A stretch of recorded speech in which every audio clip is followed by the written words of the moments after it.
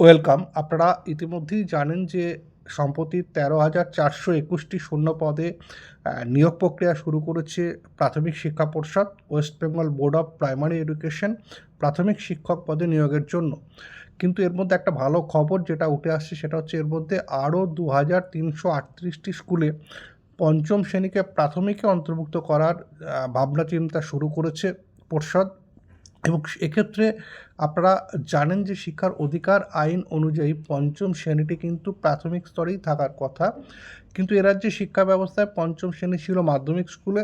পরবর্তীকালে উচ্চ প্রাথমিক আলাদা করা হলে তার অধীনে চলে আসে এবং 2019 সাল থেকে ধাপে ধাপে পঞ্চম শ্রেণীকে প্রাথমিকে ফিরিয়ে আনার প্রক্রিয়া বা প্রাথমিকে আনার প্রক্রিয়াটা শুরু করা হয়।